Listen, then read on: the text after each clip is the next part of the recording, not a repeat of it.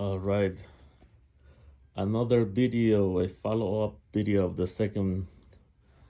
I kind of changed my mind about getting K12s on top. I had this hd12 sitting there for a while. I'm still liking this one. It's not the greatest, but the uh, the weight and the how compact it is, it's, I mean, I can't beat the. But anyways, to the point is, I'm keeping the hd12 on top of these. It sounds really good. This one, it gets loud, but it's just the clarity. I don't know, it's not there. I don't know if it's something wrong with the speaker, but I just don't like it. Sounds too boomy. The bass is not deep. I mean, it's a expensive speaker. I don't know how I'm gonna sell it, but I'm gonna probably lose a lot of money. But anyways, not everything that is expensive, it means that it's good. You just have to basically find what you need. This setup right here, it's $2,000. This speaker right here is $2,000, and this sounds better at close range, mid range. This one, I can probably do really long distances for speech or dancing. I mean, it's a good speaker. Maybe with a very professional sub, like an 18 or a double 18, this will be good for like concerts and everything. For what I use, it's just too much. Maybe getting the 803 or 804 here with this one might work. So I am returning the QSC, the K12s, and I actually about 2 days ago I got the K10, thinking it will give better quality, clarity to that setup right there. But it does, it makes it really sound really good, the vocals, but it's just not enough volume. It's probably for really small parties, if you're using the K 10-inch top, it's probably good for like small parties. Even for your own house, it sounds really clear, the 10-inch. But for regular parties, I mean, you need a little bit of bass and the volume. So for now, I'm gonna keep these one. What are the reasons? Vocals come out really good. The bass is pretty good. It's pretty. I like how rugged it is. It doesn't scratch easy. It has two handles. QSE only has one handle. And lately, I've been hearing a lot of bad news about the K2, the amplifiers. Like just basically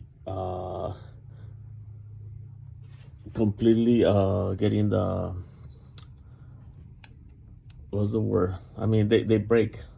They break easily if you don't use the right voltage. They will break really easily. I just hearing about bad news lately. You don't hear any sound. They don't go on, or it just everywhere you hear it.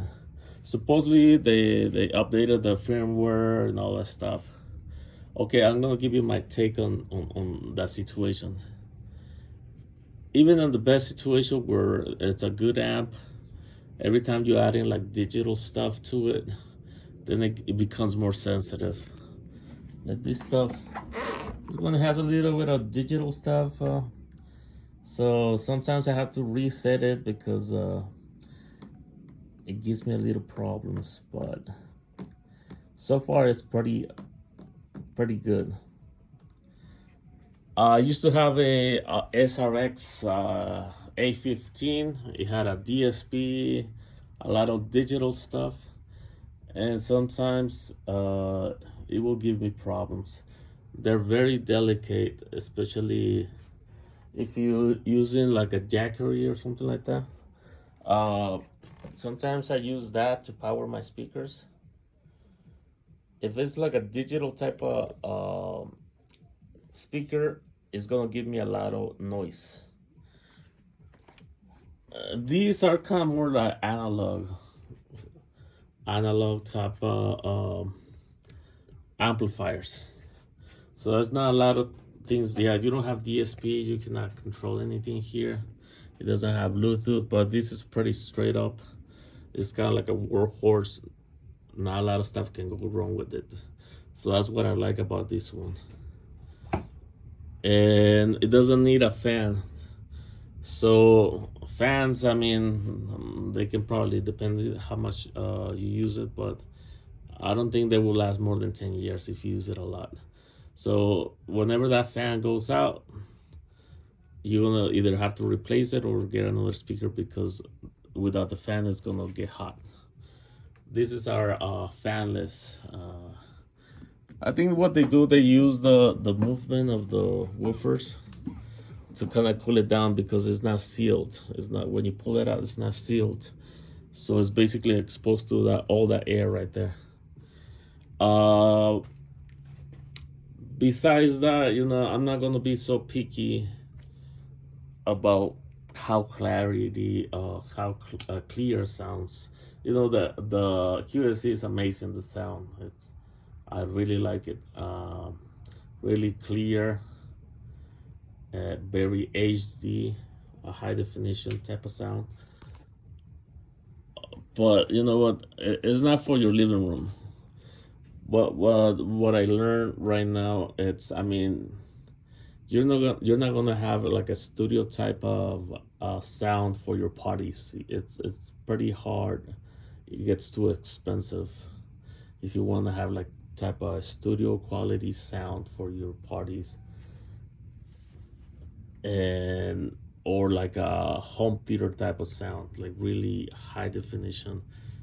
That's kind of what I wanted, but it gets expensive. Sometimes people, they don't even notice the difference. I mean, you want good sound. This sounds pretty good. Sounds better than that. I don't know. I think I played a couple times with it, and with these, it's just very subjective. This is just my personal opinions. But I will say, it's, don't really go for what the reviews is. It's just an idea of what it is. But everybody has a subjective opinion. Like me right now, I mean, I do like the K12s. Don't get me wrong. But by the time I sell these, they're gonna give me like 50% of the price. Then I have to buy brand new K12s. I'm gonna lose money.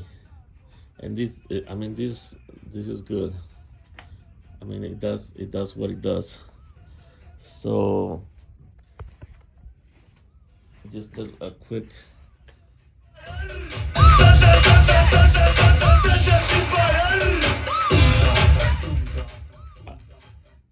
I lowered the bass, but it sounds pretty good. It sounds pretty full.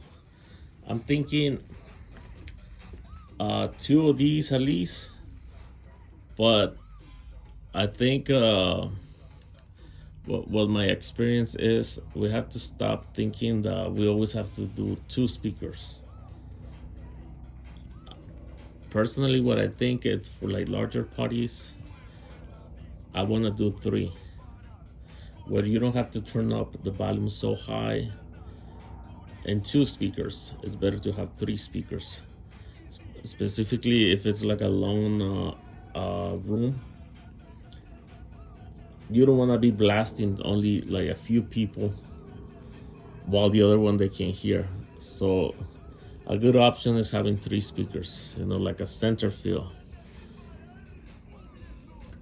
But it's just kind of like my personal opinion. Over the years, buying and selling speakers, so many, losing money every time. Um, but that's kind of like the staying on the subject. That's kind of my route that I'm gonna do, and this is what I'm deciding right now. Because I am listening to hear maybe when I go to the party and they don't sound as good. Every speaker is gonna sound good until you take it to a gig. That's when you're really gonna know, what the speaker actually can do. No test, no nothing is gonna be able to show you what the speaker can do, and you cannot expect to do one speaker everything. I was for a while I was looking for the perfect 12-inch, and it doesn't exist. You have to help it, with the bottom. Like this speaker by itself doesn't sound good. This speaker by itself is not really gonna do 150 people, even two. They're not gonna sound good. But you pair it together, now you have a good sounding system right here. Anyways, that's kind of my update on what I'm deciding. I may keep these ones if I can sell it for the right price. But 18-inch, I'm thinking it's too much. Next time I'm gonna get 15, the maximum. You have a tighter bass, a clean sound with a 15. But it's hard to find 15-inch good subwoofer, so a lot of people they just go for the 18th. But the speakers are becoming really good, very efficient. Now the 12-inch, they're doing the job. Normally you will never find a 12-inch that can do the job. But anyways, always watch out for your health, your back, your shoulders. If you hurt yourself, you're not gonna get it back. So think about that too. It's I'm 43 years old, and I have to watch out for my back.